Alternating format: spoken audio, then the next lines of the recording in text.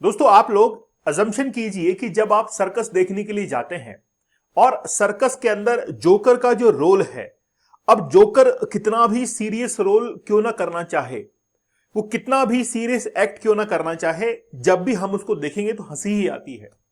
हम उसे ये आशा ही नहीं कर सकते हैं कि वो कोई सीरियस रोल अदा करेगा।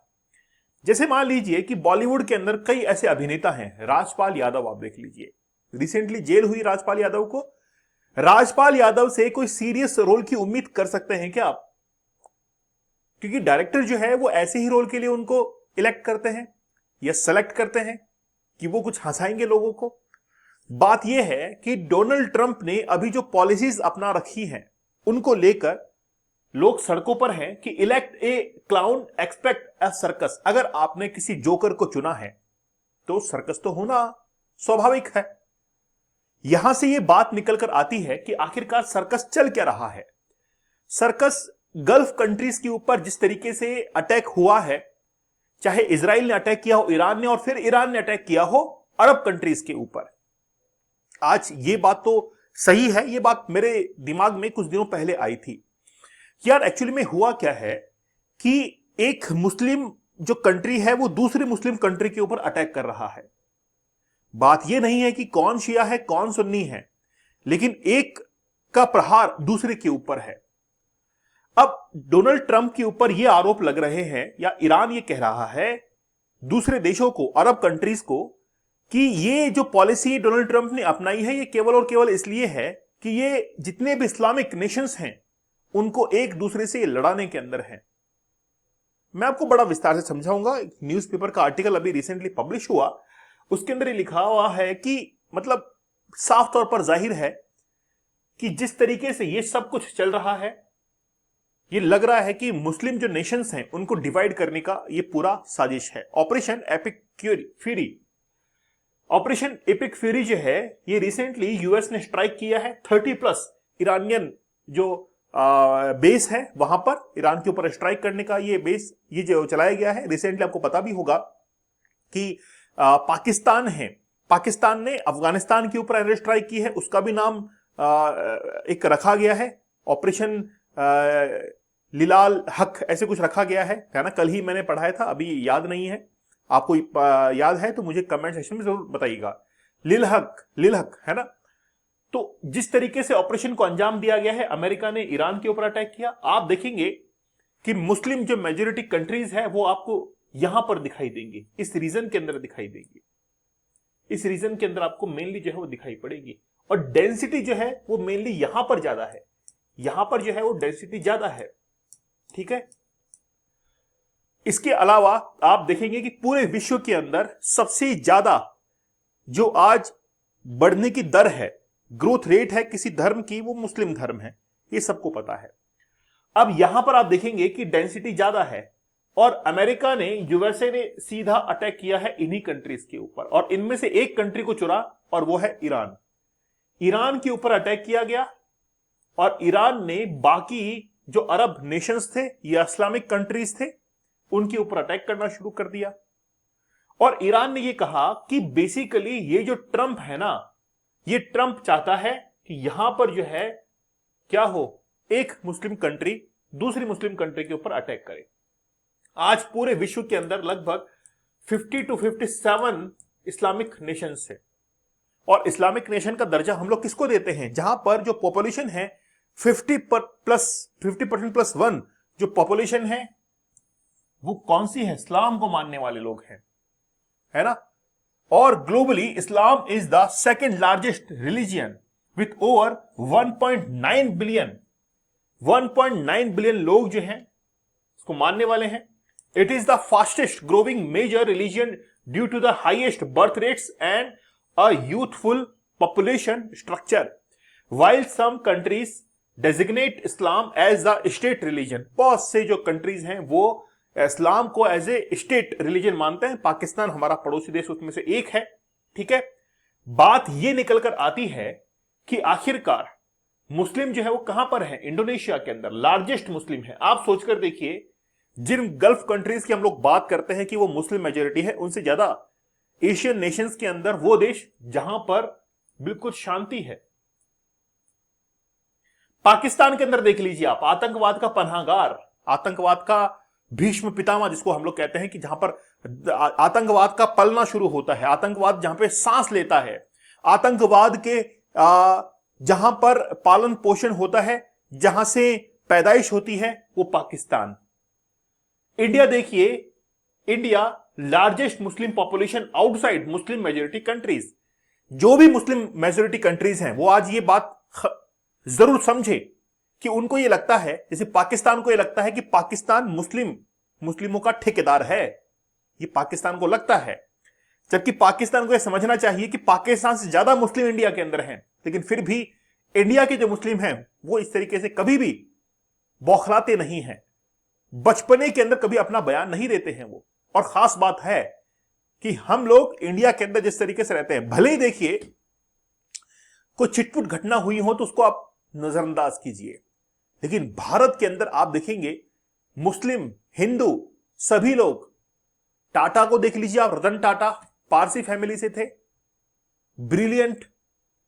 अगर मान लीजिए कि हम लोग अगर किसी दूसरे धर्म को, हिंदू के अलावा किसी दूसरे धर्म को यहां पर पनाह नहीं देने वाले होते या उनका पालन पोषण नहीं करने वाले होते तो रतन टाटा आज रतन टाटा ना होते।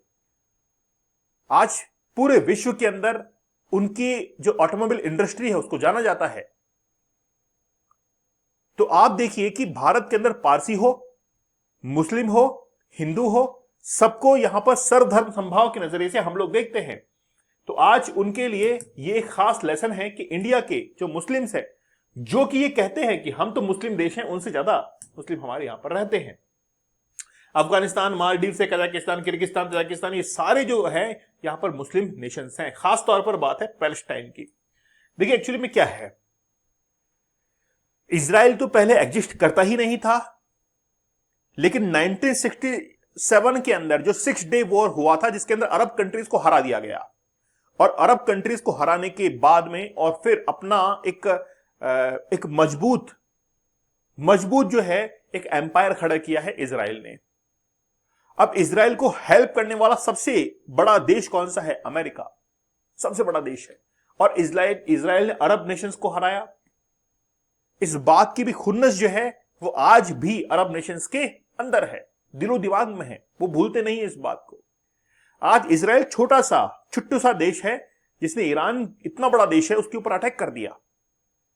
सोचकर देखिए यार, छोटा सा देश इतना जबरदस्त रिटालिएट कर रहा है और उसकी टेक्नोलॉजी के सामने कोई टिक नहीं पा रहा है। तो बात यह है, कुल मिलाकर मैं ये कहना चाहता हूं कि ईरान आज ये फैला रहा है न्यूज कि अमेरिका जो है वो मुस्लिम्स को डिवाइड करने के लिए लगा हुआ है। पैलेस्टाइन का भी एग्जांपल रखा गया कि पैलेस्टाइन जिस तरीके से वहां के जो मुस्लिम्स हैं उनको भी डिवाइड किया गया। पहले तो 2 अलग अलग एरियाज में डिवाइड किया गया, और फिर आप देखिए गाजा से और फिर पैलेस्टाइन में आप देखिए किस तरीके से वहां पर हम लोग कहते हैं कि मुस्लिम्स को डिवाइड किया गया। तो ये ईरान जो है वो अभी इस चीज को बहुत ज्यादा एग्रेसिवली जो है आगे बढ़ा रहा है। अब एक बात ये है, खतरा, भय, डर है ना, कि मान लीजिए कि आप आज हिंदुस्तान में रहते हैं, आप में से कोई सुनने वाला हो सकता है कि आज जो लेक्चर सुन रहा है वो कोई हिंदू होगा, कोई मुस्लिम होगा, अलग अलग धर्म के होंगे। मैं आज अगर आपको ये बात कहूं कि आपका धर्म खतरे के अंदर है, तो आपके मन में क्या आएगा? यार हो सकता है कि वाकई में खतरे में हो, बचाओ इस धर्म को। तो वैसा ही ईरान जो है वो क्रिएट कर रहा है कि मुस्लिम ये जो नेशंस हैं वो आज खतरे के अंदर है। लेकिन बात यह है कि जिनको ये खतरे पे बता रहे हैं वहां पर खतरा क्यों है? क्योंकि वहां पर रिसोर्सेज ज्यादा है। अब कंक्लूजन में मैं आता हूं, एक्चुअली में क्या है कि जहां जहां ये गल्फ कंट्रीज एग्जिस्ट करती हैं वहां पर तेल के बहुत बड़े भंडार हैं। तो अमेरिका को यह मतलब नहीं कि वहां पर मुस्लिम है, अमेरिका को मतलब है कि वहां पर रिसोर्सेज कितने स्ट्रांग हैं। वहां पर तेल, ऑयल, एलपीजी सबसे बड़े भंडार वहां पर हैं। आज अमेरिका उनको कैप्चर, कंट्रोल करना चाहता है। अमेरिका का केवल इतना ही उद्देश्य है। अगर वो आज किसी हिंदू राष्ट्र में होते तो भी अमेरिका इतना ही एग्रेसिवली आगे बढ़ता। अगर आज यूक्रेन के साथ में रेयर अर्थ मिनरल्स की डील की गई थी और उसको वेपन्स दिए गए थे कि तुम लड़ो, हमको केवल रेयर अर्थ मिनरल्स चाहिए, इससे साफ जाहिर है कि वो अपने रिसोर्सेज जो है उसको बटोरने के अंदर लगा हुआ है। आज स्थितियां उलट चुकी हैं। अगर आप इंटरनेशनल लेवल पर आज देखेंगे ना, तो पूरे विश्व के अंदर सबसे ज्यादा ऑयल का सबसे बड़ा जो एक्सपोर्टर है वो अमेरिका बन चुका है। पूरे विश्व में सबसे ज्यादा ऑयल का एक्सपोर्ट करने वाला कंट्री जब से उसने वेनेजुएला को कैप्चर किया है। अब बातें आपको समझ में आ रही होगी। तो अमेरिका केवल और केवल अपने रिसोर्सेज को रिच करने के लिए अपना कंट्रोल जो है वो बढ़ा रहा है।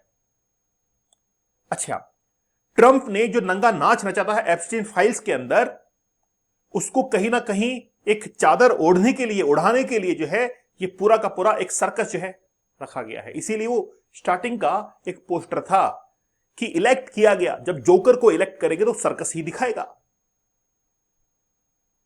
ठीक है, जैसे ही ये ट्रंप के 2 टेन्योर कंप्लीट हो जाएंगे, दूसरा टेन्योर कंप्लीट हो जाएगा, मैं आपको रियलिटीज बताऊंगा वाकई में कि अमेरिका का जो अगला राष्ट्रपति